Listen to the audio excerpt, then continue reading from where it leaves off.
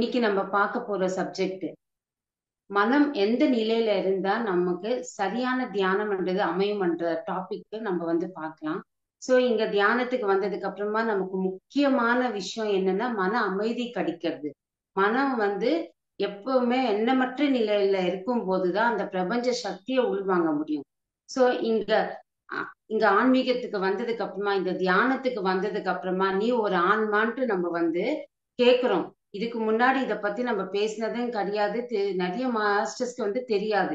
So இங்க ஆன்மா பத்தி, அதுக்கப்புறம் மன அமைதி நிலை. சோ இந்த 5 விஷயங்கள் நம்ம ஃபாலோ பண்ணோம்னா நம்ம மனசுன்றது ஒரு அமைதி நிலைக்கு நமக்கு போக முடியும். தியானம்ன்றது சரியாக நமக்கு அமையும். சோ ஃபர்ஸ்ட் பாத்தீங்கன்னா நமக்கு எப்பவுமே ஃபர்ஸ்ட் பாயிண்ட்ல பலமான கோரிக்கைகள்ன்றது நம்ம வாழ்க்கையில இருக்கவே கூடாது. எப்ப அந்த பலமான கோரிக்கைகள் இல்லையோ அப்ப தியானம் பண்றது சரியாக நமக்கு அமையும். ரெண்டாவது விஷயம் நமக்கு தியானம் சரியா அமையணும்னா ராக துவேஷங்கள்ன்றது நம்ம வாழ்க்கையில இருக்கக்கூடாது. அந்த நிலை தியானம் பண்றது நமக்கு சரியாக நமக்கு அமையும். மனம்ன்றது ஒரு அமைதி நிலைக்கு போக முடியும். மூணாவது பாத்தீங்கன்னா மதுபானங்கள், அதுக்கப்புறமா நான் வெஜிடேரியன், இந்த மாதிரி எல்லாமே நம்ம சாப்பிடக்கூடாது. ஏன்னா நம்ம உடல் ஒரு கோயிலா நம்ம நினைக்கிறோம். உள்ளுக்குள்ள இருக்கிற ஆன்மாதான் கடவுளா நம்ம நினைக்கிறோம். அந்த மாதிரி கெட்ட பொருட்கள் நம்ம உள்ள நம்ம சாப்பிடுற உணவா நம்ம ஏத்துக்க கூடாது. அப்ப மனம்ன்றது நமக்கு அமைதி நிலைக்கு போகாது, தியானமும் சரியா அமையாது. நாலாவது பாத்தீங்கன்னா நம்ம எப்பவுமே நம்ம வாழ்க்கையில நியாயத்தோட தர்மத்தோட எந்த பணிகள் செஞ்சாலும் அந்த கட்டுப்பாட்டுக்குள்ள இருக்கும்போது நம்ம வாழ்ற வாழ்க்கை ஒரு சத்தியமா இருந்தா நமக்கு தியானம்ன்றது சரியாக அமையும். சோ இது எல்லாமே நம்ம ஃபாலோ பண்ணா, நம்ம வாழ்க்கையில இம்ப்ளிமெண்ட் பண்ணா தியானம் மனம்ன்றது அமைதியான நிலைக்கு போக முடியும். அஞ்சாவது விஷயம் பாத்தீங்கன்னா எப்பவுமே நம்ம வாக்வாதம்ன்றது நம்ம வாழ்க்கையில இருக்கவே கூடாது. சோ நோ ஆர்குமெண்ட்ஸ் சொல்றாரு பத்ரிஜி. சோ வாக்தானம் இருந்தா நமக்கு அடுத்தவங்க மேல கோபம்ன்றது துவேஷம்ன்றது இருக்கும்போது அப்ப மனம்ன்றது அமைதி நிலைக்கு வரவே வராது. அதனால இந்த 5 பாயிண்ட்ஸுமே யதார்த்த வாழ்க்கையில எல்லாமே நமக்கு தெரியும். ஆனா நம்ம ஃபாலோ பண்றது கிடையாது. ஆனா இங்க நம்ம மனசு அமைதி நிலைக்கு போகணும்னா இந்த மாதிரி முக்கியமான பாயிண்ட்ஸ் நம்ம ஃபாலோ பண்ணும்போது, செல்ஃப் செக் பண்ணும்போது, இம்ப்ளிமெண்ட் பண்ணும்போது நமக்கு சரியான தியானம்ன்றது அமையும். இது நம்ம ஃபாலோ பண்ணி நம்ம இம்ப்ளிமெண்ட் பண்ண நம்ம இது எல்லாமே நம்ம வாழ்க்கையில ஒரு நார்மல் லைஃப் லீட் பண்ணும்போது கரெக்டா இதோடதான் நம்ம வாழ்ந்துட்டு இருக்கோம்.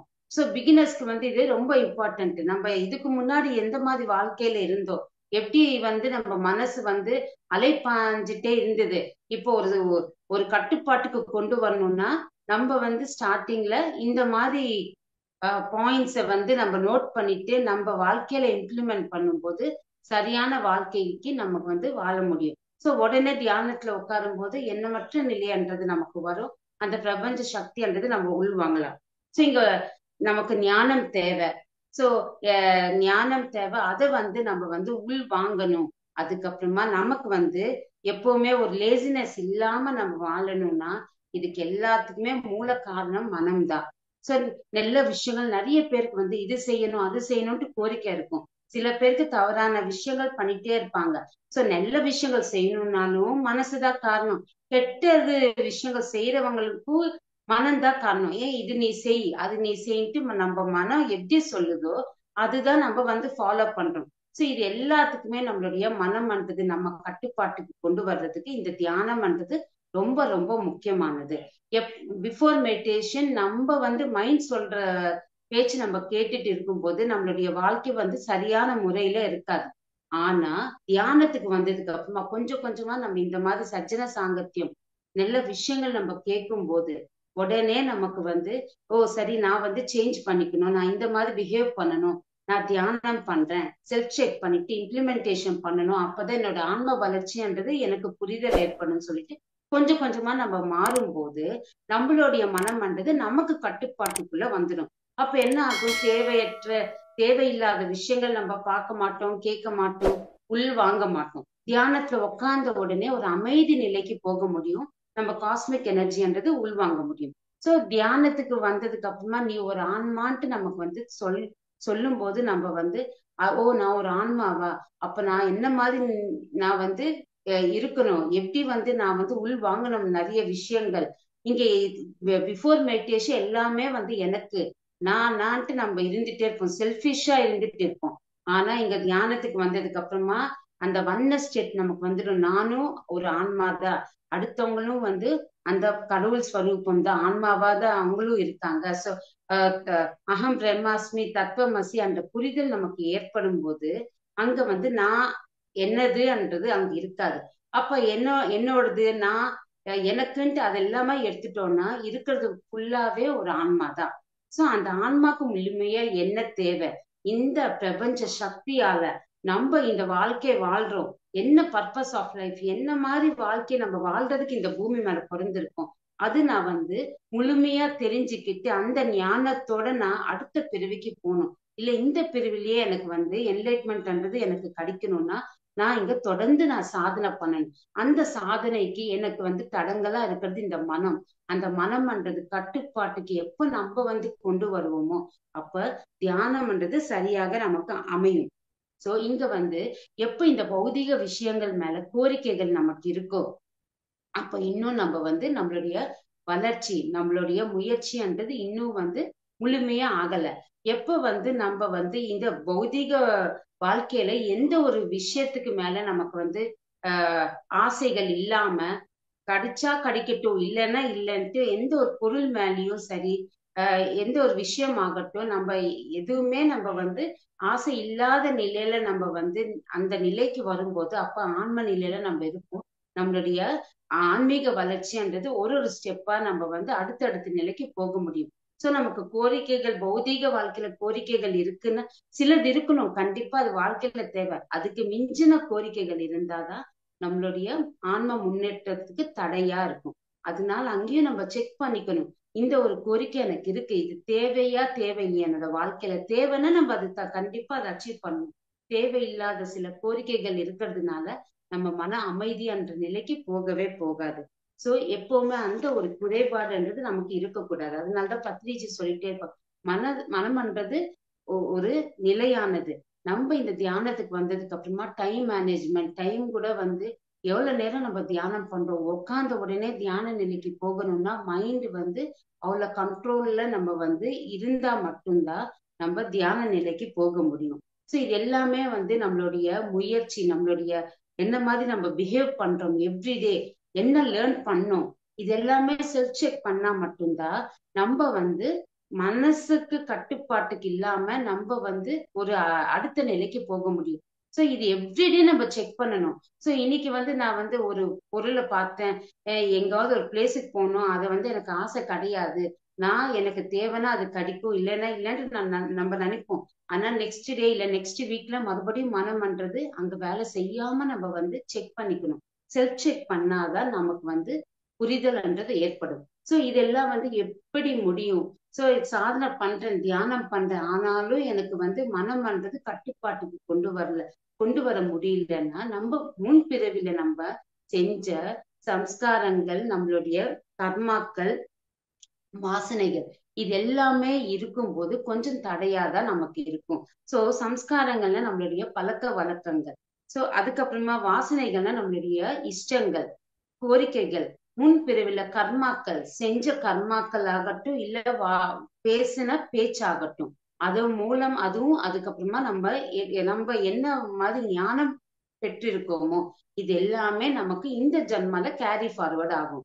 சோ இது எல்லாமே எனக்கு புரியுது தியானத்துல, ஆனாலும் எனக்கு அதுக்கு என்னோட மனம்ன்றது எனக்கு கட்டுப்பாட்டுக்கு வரவே முடியலன்னா நம்ம இங்க வந்து என்ன புரிஞ்சுக்கணும்னா நான் செஞ்ச முன்பிறவில சம்ஸ்காரங்கள்னால நம்மளுடைய வாசனைகள்னால என்னால வந்து அது வந்து மாத்திக்க முடியல. ஆனாலும் தொடர்ந்து தியானம் பண்ணும்போது கண்டிப்பா நம்மளால வந்து அதை அச்சீவ் பண்ண முடியும். சோ இந்த 5 விஷயங்கள் நம்ம ஃபாலோ பண்ண அமைதின்றது கிடைக்கும். ஃபர்ஸ்ட் பாயிண்ட் என்ன சொன்னேன், பலமான கோரிக்கைகள்ன்றது நம்ம வாழ்க்கையில இருக்கக்கூடாது. சோ இங்க நிறைய பேர் வந்து கேட்பாங்க, சோ எந்த எந்த ஒரு விஷயம் ஒரு தியானி நினைச்சாலும் நம்ம வாழ்க்கையில வந்து அது கிடைக்குமே, ஏன் கோரிக்கைகள் இருக்கக்கூடாது சொல்றீங்கன்ட்டு இருக்கும். ஆனா இங்க ஒரு தியானியா நம்ம வந்து என்ன மாதிரி எந்த நிலையில இருக்கோம், ஒரு ஆன்ம நிலையில இருக்கோம். இந்த பௌதிக வாழ்க்கையில தேவையில்லாதது நமக்கு தேவை கிடையாது. நமக்கு தேவைன்னா அதை மட்டும் நமக்கு வேணும்ட்டு ஒரு கோரிக்கை இருக்கும். சோ இங்க வந்து எந்த ஒரு கோரிக்கை இருந்தாலும் அது வந்து பிரபஞ்சத்துக்கு, இந்த லோக கல்யாணத்துக்கும் அத வந்து யூஸ்ஃபுல்லா இருந்தா, அந்த மாதிரி கோரிக்கைகள் நமக்கு இருந்தா கண்டிப்பா இந்த நேச்சர் நமக்கு வந்து அதை நிறைவேற்றி வைக்கும்.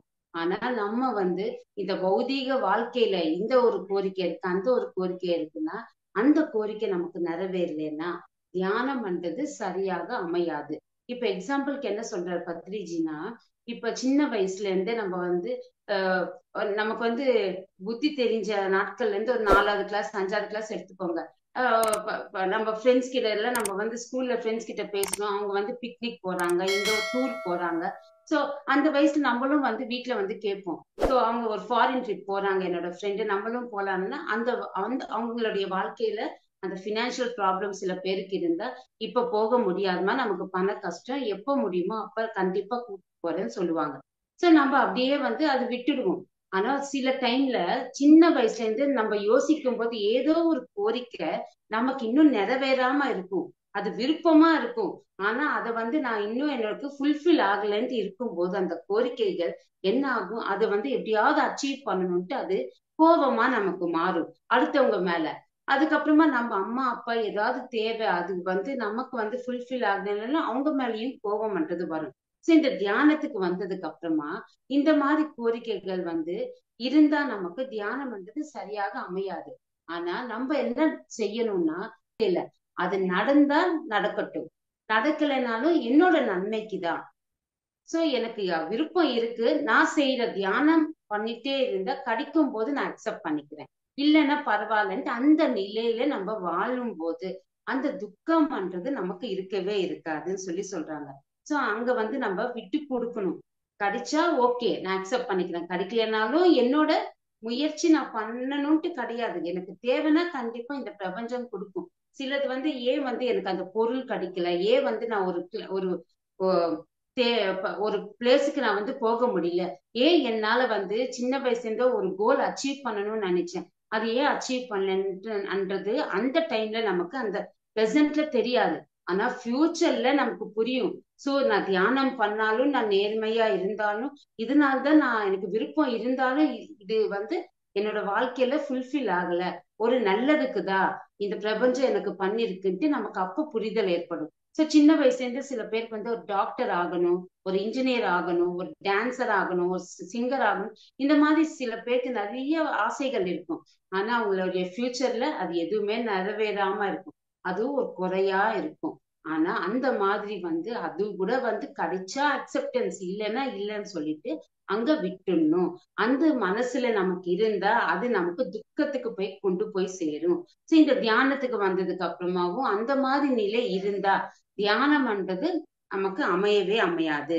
அதனால நம்ம அந்த ஃபியூச்சர் பத்தி நம்ம தெரிஞ்சுக்கிட்டு எது தேவையோ அது கண்டிப்பா இந்த பிரபஞ்சம் கொடுக்கும். அந்த ஒரு நம்பிக்கையோட நம்ம அந்த ஆன்ம நிலையில இருந்து எவ்ரிடே மெடிடேஷன் பண்ண கண்டிப்பா கிடைக்கும். அந்த நிலையில இருக்கும்போது மட்டும்தான் நமக்கு தியானம்ன்றது அமையும். சோ இங்க பலமான கோரிக்கைகள்ன்றது நமக்கு வாழ்க்கையில தேவை கிடையாது. முன்னாடி நம்ம நான் மெடிடேட்டரா இருந்திருப்போம், அங்க நிறைய கோரிக்கைகள் இருக்கும். ஆனாலும் எனக்கு ஏன் எனக்கு கிடைக்கல, முயற்சி பண்ணிருப்போம், அதுக்கு செலவு செஞ்சிருப்போம், ஆனாலும் கிடைக்கலன்னா அதுக்கு ஏதோ ஒரு அர்த்தம் இருக்கும். அது ஃபியூச்சர்ல கண்டிப்பா நமக்கு வந்து புரிதல்ன்றது ஏற்படும். இந்த ஒரு பிறவில் அந்த ஒரு கோரிக்கைன்றது மனசுக்கு சம்பந்தப்பட்டது. ஆனா இங்க நம்ம ரியாலிட்டியில நடக்கிற விஷயங்கள் ஆன்மாக்கு சம்பந்தப்பட்டது. ஏன்னா நம்ம ஒரு தியானி, அந்த ஒரு எக்ஸ்பீரியன்ஸ் அந்த ஆன்மாக்கு தேவைன்னா மட்டும்தான் நம்ம வாழ்க்கையில நடக்கும், இல்லைன்னா அந்த ஒரு நிகழ்ச்சி நமக்கு நிறைவேறாது. அப்ப என்ன புரிதல் நமக்கு ஏற்படணும்? சோ எனக்கு நான் முயற்சி செஞ்சாலும், அதுக்காக நான் வந்து பணம் காசு செலவு செஞ்சாலும், ஹார்ட் ஒர்க் பண்ணாலும், ஒரு விஷயம் என் வாழ்க்கையில நடக்கலைன்னா நான் அதை அக்செப்ட் பண்ணிக்கணும். என்னோட ஆன்மாக்கு அந்த ஒரு அனுபவம் பண்றது தேவை கிடையாது. அந்த புரிதலோட வாழும்போது தியானம் பண்றது நமக்கு சரியாக அமையும். அதனால பலமான கோரிக்கைகள்ன்றது நம்ம வாழ்க்கையில இருக்கக்கூடாது. யாரு மேலேயும் நமக்கு வந்து வாழ்க்கையில ராகத்வேஷங்கள்ன்றது இருக்கக்கூடாது. சோ ராக துவேஷங்கள், ராகம்னா மமக்காரம், ரொம்ப வந்து அவங்க மேல உயிரா இருக்கிறது, ரொம்ப விரும்புறது அடுத்தவங்க மேல. என்னோட அம்மா, என்னோட அப்பா, என்னோட பசங்க, என்னோட பேர புள்ளங்க, இந்த மாதிரியும் இருக்கக்கூடாது. துவேஷங்கள்னா அவங்க மேல நமக்கு வந்து வெறுப்பு, பகை, இந்த மாதிரியும் யார் மேலயும் இருக்கக்கூடாது. சோ இதுக்கு முன்னாடி தியானத்துக்கு வர்றதுக்கு முன்னாடி நம்ம நமக்கு யாராவது ஒரு துரோகம் பண்ணாலோ அவங்க மேல கோபம் வரும். யாராவது ஹர்ட் பண்ணாலும் கோபம் வரும். சோ இந்த மாதிரி மனசுல இந்த மாதிரி நிகழ்ச்சிகள் நமக்கு மைண்ட்ல இருந்துட்டே இருந்தா அப்ப நமக்கு தியானம் அமையாது, துக்கம் மட்டும்தான் இருக்கும். சோ அதே மாதிரி நம்ம வந்து நமக்கு யார் வந்து ரொம்ப பிடிக்குமோ, நம்மளுடைய அம்மா அப்பா, சிஸ்டர்ஸ் ஆகட்டும், பிரதர்ஸ் ஆகட்டும், இல்ல பேர பசங்கள் ஆகட்டும், இவங்க மேல வந்து நமக்கு நிறைய அன்பு இருக்கும்போது அவங்க வந்து ஏதாவது ஒரு சூழ்நிலையில நம்மளை விட்டு அவங்க போறாங்க, விலகுறாங்க, ஏதாவது ஒரு டிரான்ஸ்பர் டிரான்ஸ்பர் ஆயிட்டு போறதோ, ஃபாரின் அப்ராட் போறதோ, இல்ல அவங்க வந்து இப்ப பெரியவங்கள இருந்தா இறந்து போறதோ, அப்ப என்ன நடக்கும்? அந்த துக்கம்ன்றது நம்மளால வந்து அக்செப்ட் பண்ணவே முடியாது. அதனால ராகம் துவேஷங்கள்ன்றது நம்ம வாழ்க்கையில இருக்கவே கூடாது. நம்ம ஒரு சாட்சி பாவனையோட நம்மளுடைய தர்மத்துக்காக ஒரு ஃபேமிலில நம்ம வந்திருக்கோம், நம்மளுடைய தர்மம் என்னவோ அதை செஞ்சுட்டே போகணும். முடிஞ்சா வந்து நல்ல விஷயங்கள் பண்ணணும். தெரியலன்னா நம்ம வந்து மௌனமா இருக்கணும், அங்க சாட்சியா இருக்கணும். சோ நிறைய மக்கள் வந்து நமக்கு வாழ்க்கையில நிறைய பிரச்சனைகள் கொடுத்திருப்பாங்க, நிறைய பேருக்கு வந்து நம்பிக்கை துரோகம் பண்ணிருப்பாங்க. ஆனாலும் அவங்கள மன்னிக்கிற குணம்ன்றது நமக்கு எப்ப இருக்கோ அப்ப அடுத்த நிலைக்கு நம்மளால போக முடியும். ஏன் இந்த தியானத்துக்கு வந்ததுக்கு அப்புறம் என்ன தெரிஞ்சுக்கிறோம்? நம்ம ஒருத்தரால நமக்கு பிரச்சனை வந்திருக்குன்னா ஏதோ ஒரு பிறவில அவங்களுக்கு நம்ம வந்து துன்பம் கொடுத்திருக்கோம் ஒருத்தருக்கு. அந்த துன்பத்துக்காக நம்ம வந்து அந்த லேர்னிங்ஸ்க்காக தான் நமக்கு இப்ப அந்த சூழ்நிலைன்றது நமக்கு வந்து ஏற்பட்டிருக்கு. சோ நான் அதை அக்செப்ட் பண்ணிக்கிறேன்னு சொல்லிட்டு அங்க வந்து அக்செப்டன்ஸ் வரும்போது நம்ம மனசுல இது எல்லாமே இருக்காது. எப்ப மனம் வந்து சாந்தியா இருக்குமோ, அமைதியா இருக்குமோ, அப்ப தியானம் பண்றது நமக்கு சரியாக அமையும். சோ இது எல்லாமே பேசிக்கா நம்ம யதார்த்த வாழ்க்கையில வாழ்ற நடக்கிற ஒரு சம்பவங்கள். சோ எங்க நம்ம ஸ்ட்ரக் ஆகுறோம், எதனால தியானம் அமைய மாட்டேங்குது, இதெல்லாம் செல்ஃப் செக்ன்றது எவ்ரிடே ஒரு 5 மினிட்ஸ் ஆகுது. நம்ம படுக்கும் போது நம்ம செக் பண்ணும்போது, ஓ இந்த மாதிரி விஷயங்கள் எனக்கு தெரியாம நான் உள்ளுக்குள்ள வாங்கியிருக்கேன். சப்கான்சியஸ் மைண்ட்ல வந்து தேவையில்லாத விஷயங்கள் உள்ள இருக்கிறதுனாலதான் தியானத்துல உட்காரும் போது நம்ம மனம்ன்றது அலை பாஞ்சிட்டே இருக்குன்னு சொல்லி நம்ம புரிதல் ஏற்படும். அதனால எப்போ ஒரு மனிதனுக்கு ராகத்வேஷங்கள்ன்றது இல்லையோ அப்ப மனம் பண்றது அமைதி நிலைக்கு வரும், தியானம் பண்றது சரியான நிலைக்கு நம்ம போக முடியும். நம்மளுடைய வாழ்ந்த வாழ்க்கையில ஏதாவது ஒரு பிசினஸ் பண்ணாலோ, இல்ல வந்து ஒரு வேலைக்கு போனாலோ அங்க தர்மத்தோட வாழணும், சத்தியத்தோட வாழணும். எப்பவுமே வந்து நம்ம வந்து அதர்மத்தோட இருக்கக்கூடாது. ஒரு பிசினஸ் பண்ணாலும் சரி, ஒரு ஜாப்ல நம்ம இருந்தாலும் சரி.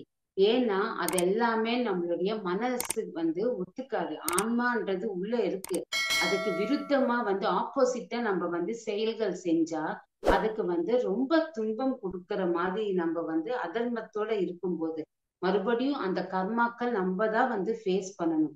சோ கொஞ்சமா நம்ம சம்பாதிச்சாலும் தர்மத்தோட நம்ம வாழ்க்கைன்றது இருக்கணும், நல்லபடியா வந்து நம்ம சம்பாதிக்கணும். சோ இதுக்கு முன்னாடி என்ன மாதிரி நம்ம வாழ்ந்தாலும் வாழ்க்கை தெரியாத நிலை அஜ்ஞானத்துல இருந்தாலும் இப்ப ஞானம் பண்றது நமக்கு வந்திருக்கு. அந்த ஒரு கர்ம சித்தாந்தம்ன்றது நமக்கு புரிஞ்சுக்கிட்டு நம்ம அந்த நிலையில நம்மளுடைய வாழ்க்கையில வியாபாரம் ஆகட்டும், இல்ல ஒரு ஜாபுக்கு போனாலும் நல்லபடியா ஒரு தர்மமான வேலைன்றது நமக்கு இருக்கணும். கற்பனையில கூட வந்து நம்ம எந்த ஒரு கெடுதல்ன்றது யாருக்குமே நினைக்க கூடாது. சோ ஏதாவது ஒண்ணு நம்ம தப்பு பண்றோம், சின்ன சின்ன விஷயங்கள், அங்க யாருமே இல்லை நம்ம சுத்தி, சரி யார் பார்க்க போறாங்க, நான் இது பண்ணதுனால நம்ம நினைப்போம். ஆனா அந்த பிரபஞ்சம் அந்த இயற்கையை பார்த்துட்டுதான் இருக்கும்.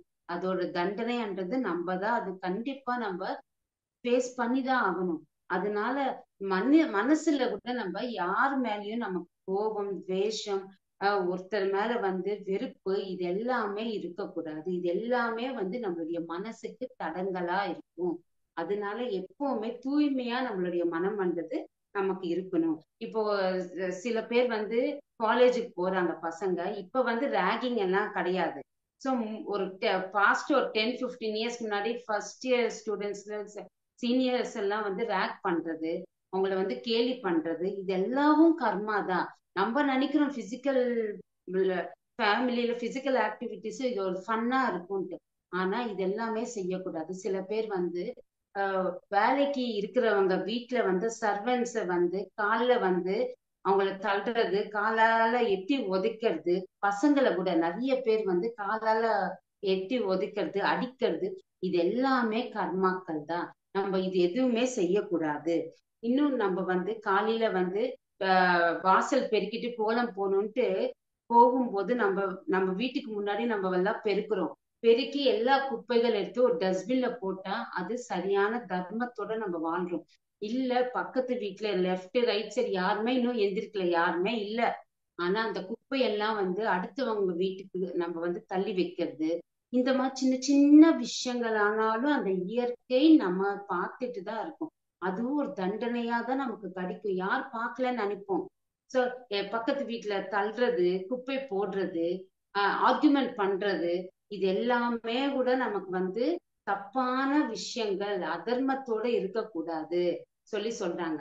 அதுக்கப்புறமா இன்னும் என்ன சொல்றாங்கன்னா, சப்போஸ் காலையில நம்ம வாக்கிங் போறோம், நிறைய பேர் வீட்டுல வெளியில வந்து செடிகள் இருக்கும், பூக்கள் இருக்கும்.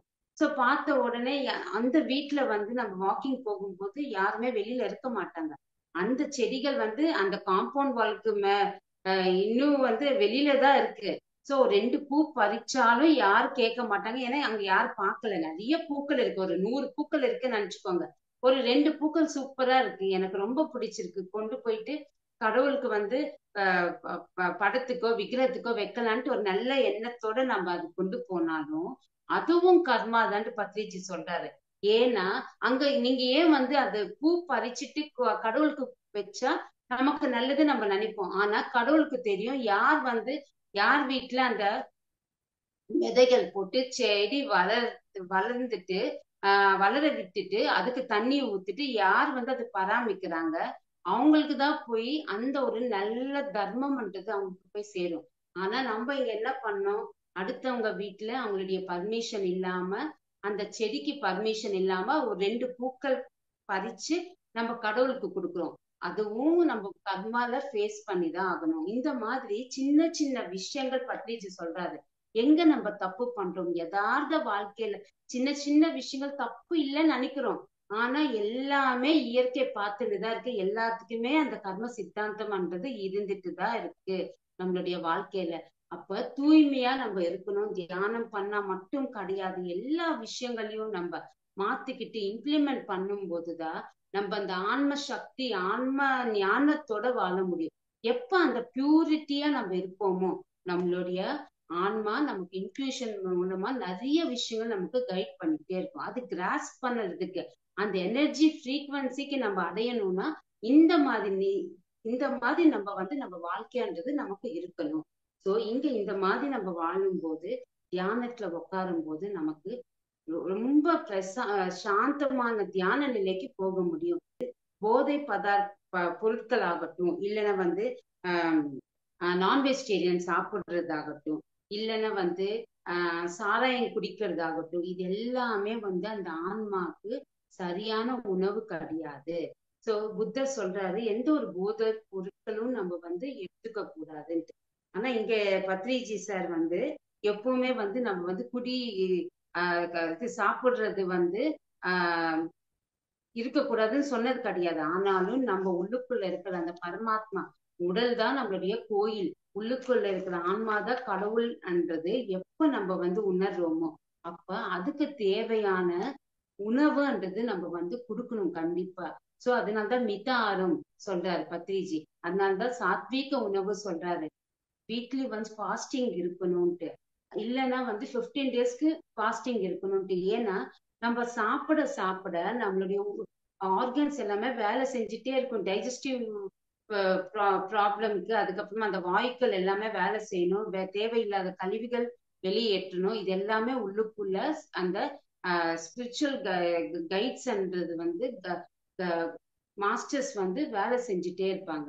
அவங்களுக்கு வந்து ஒரு ரெஸ்ட்ன்றது ஆர்கன்ஸ்க்கு எல்லாமே வந்து வாரத்துக்கு ஒரு நாளாவது ரெஸ்ட் கொடுக்கணும். அதனால லிக்விட் டயட்ல நம்ம வந்து சில டைம்ல நம்ம இருந்தா அந்த ஆர்கன்ஸ்க்கு எல்லாமே ரெஸ்ட் கொடுக்குற மாதிரி இருக்கும். அதனால நல்ல உணவு மட்டும்தான் நம்ம உள்ளுக்குள்ள சாப்பிடும்போது டைஜஷன்ன்றது ஆகும். நமக்கு அந்த ஆன்மாக்கு சக்தின்றது போய் சேரும். அது தேவையில்லாதது உணவு நம்ம சாப்பிட்டா அதோட ஃபியர் ஆகட்டும், அதோட தேவையில்லாத எமோஷன்ஸ் நமக்கு வந்து கண்டிப்பா வரும்போது அப்ப மனம்ன்றது ஒரு சரியான நிலையில இருக்கவே இருக்காது.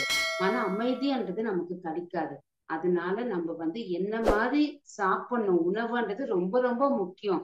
சரி, எப்ப பசிக்குதோ அப்ப மட்டும்தான் சாப்பிட சொல்றாரு பத்ரிஜி. அப்பதான் வந்து அது டைஜஷன் வந்து நல்லபடியா ஆகும்.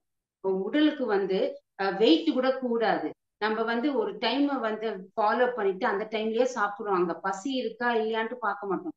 காலையில 8 o'clock இல்ல 9 o'clock அந்த டைம் சாப்பிடணும். மத்தியானம் 1:30 மணி 2 மணிக்கு சாப்பிடணும். நைட்டு மறுபடியும் சாப்பிடுவோம். ஆனா எப்ப பசிக்குதோ அப்ப சாப்பிடும்போது நம்ம உடல் வெயிட் கூட அவ்வளவா வந்து ஏறாது. சோ அப்ப டைஜஷன் கூட நல்ல ப்ராப்பரா நமக்கு ஆகும். சோ இதெல்லாம் சந்தது ஒரு அமைதி நிலைக்கு போக முடியும். எப்ப மன அமைதி நிலையில இருக்கோ தியானம்ன்றது சரியாக நமக்கு கிடைக்கும். எப்ப அந்த வாக்குவாதம் அந்த ஆர்குமெண்ட் நிலையில நம்ம இருப்போமோ அப்போ மனம்ன்றது ரொம்ப டிஸ்டர்ப் ஆகும். மனம் வந்து தேவையில்லாத விஷயங்கள் யோசிக்கும்.